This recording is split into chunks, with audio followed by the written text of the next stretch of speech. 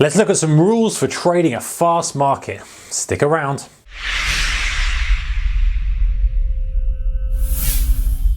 Hey guys, well, welcome to Right. So fast market, beautiful opportunities for traders. The good thing about fast market is that the opportunities are plentiful. If you're a swing trader, you sometimes get those little sweet spot dips or rallies, whichever you're trying to go short or go long. So they're good for swing traders.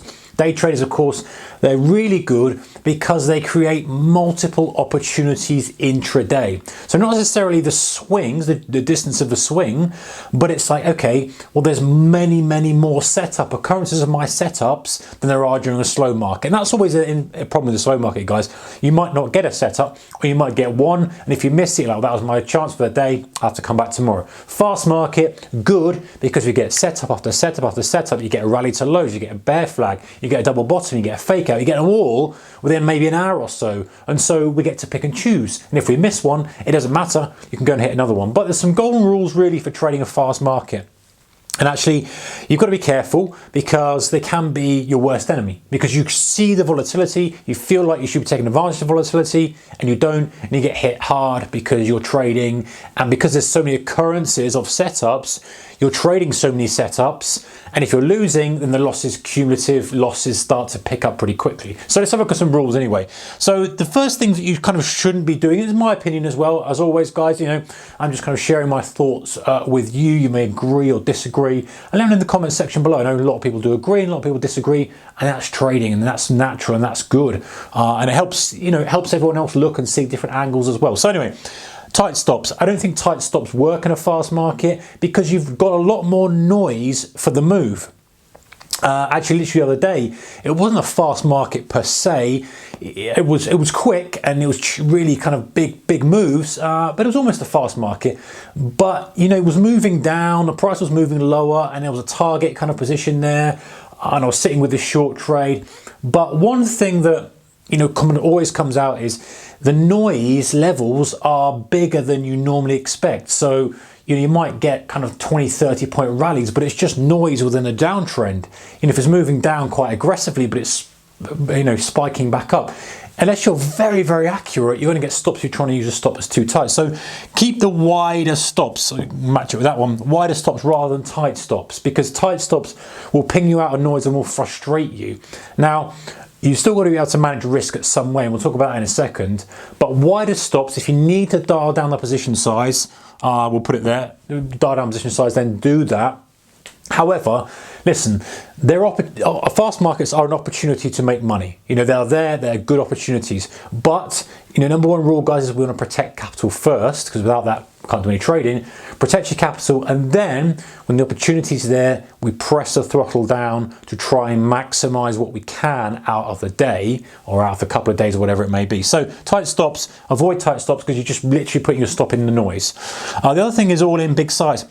It's tempting to see the move and go, right, what's my full clip size? 20 lots, whatever it is, maybe 2 lots, whatever it is. What's your full clip size? Okay, now I'm going to go in because I see movement. If I can get a 50-point move out of this on a full boat, great. That's going to be a good start to the day. Doesn't work like that, guys. You know, all in is very tricky. I will admit that some trades do offer an all in or nothing opportunity. However, I think scaling in is a far better strategy during a fast market condition, because it allows you to dampen out the entry. Because if the market is swinging, you know, 20 ticks, you know, in a few 10-20 seconds just with noise, you know, if you're going in and you're 20 ticks offside before it's even done anything, you know, if you're used to maybe a 30 tick stop, then you're already kind of almost getting stopped out just on noise. Whereas if you kind of say, right, listen, if it's ranging in this, and actually we might as well talk about this now, chunking price. So instead of like looking every tick, you go, right, well, I'm looking at 10 tick ranges, for example, depending on what you're trading, of course, 10 tick ranges or 4 tick ranges if you're on S&P. This is the chunk I'm using. So, okay, I will try to get in over, say, a 30 tick range, and my average will be X. So I'll plan to scale in so that my average position is this. And I've kind of chunked price. Instead of like looking at every single tick like before, now you've kind of literally diluted it by 10 so that it becomes a little bit more manageable. So chunking price and scaling it. Now, as always, guys, and you've heard me say this before many times, scaling doesn't mean adding to the position blindly. It means saying, okay, this is the level I'm interested in buying.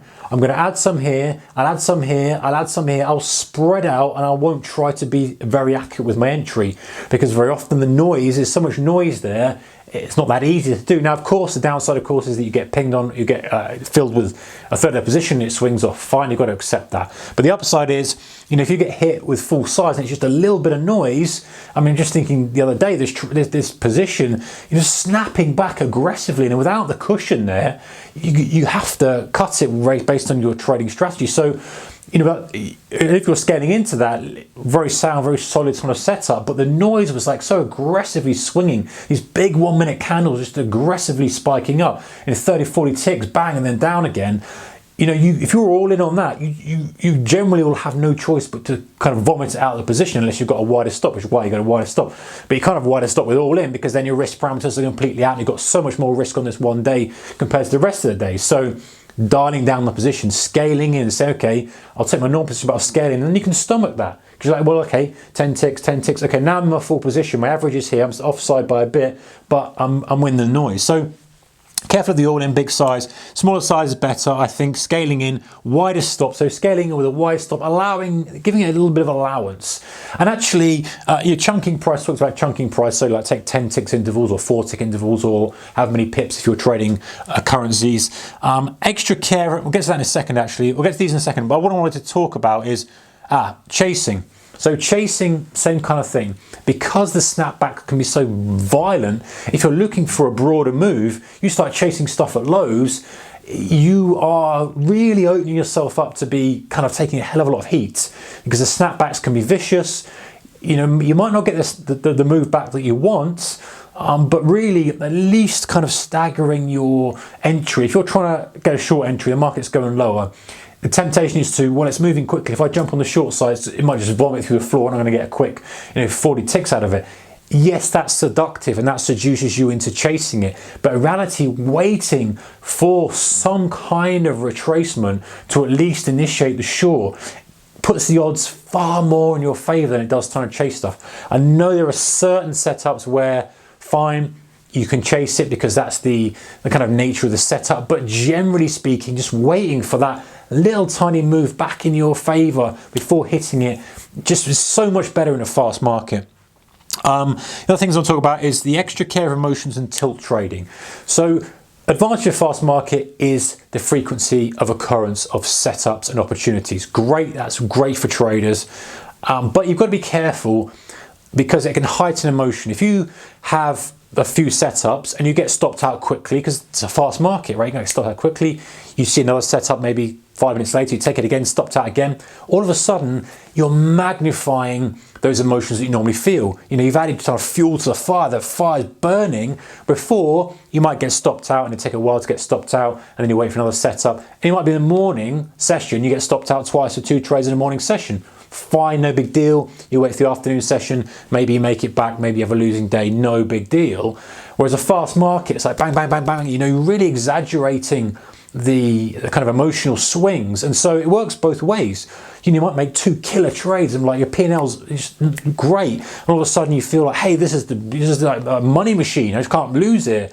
And of course, you go in, you get a drawdown on your intraday P&L, that feels bad. It's just a real magnifier of emotions, really, is what I'm trying to say. So be careful you're not trading on tilt, and be careful that you're extra aware of it. Say, listen, the beauty of a fast market is the opportunity. It means I don't have to be in trades. I can be in 1 or 2 very nice trades that can make my day. Or if you're a swing trader, the kind of multiple fast market conditions giving you those sweet spot entries. Use it as that, as opposed to looking at it and saying, well, I've got to be trading it.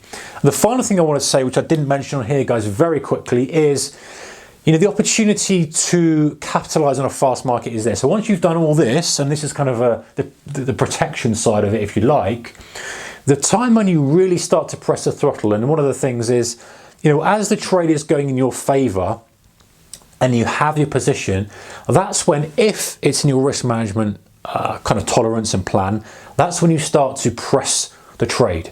The trade is going in your favor, it starts to retrace a bit. You maybe have your entry points way up here, you've got a good move.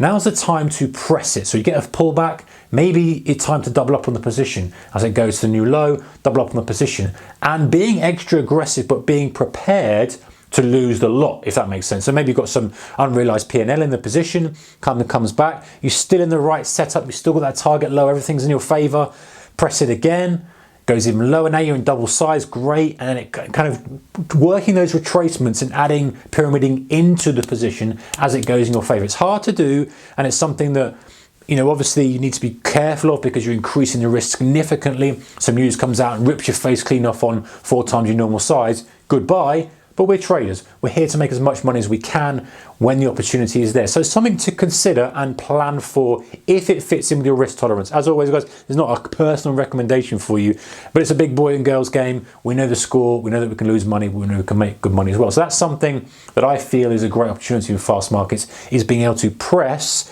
but being prepared to give back some of that money while you're pressing, because it can really result in a real kind of nice a month making day, even a quarter making day, if you can make it work for you. But preserving capital is the first thing, because the biggest mistake I think most people make is they end up seeing the kind of opportunities and volatility, pressing where they shouldn't do, and they have a big drawdown. They get frustrated with themselves, and it's worse than obviously not being involved at all. All right, guys, take care, keep this managed, whatever you're doing, and I'll see you next one. Bye bye.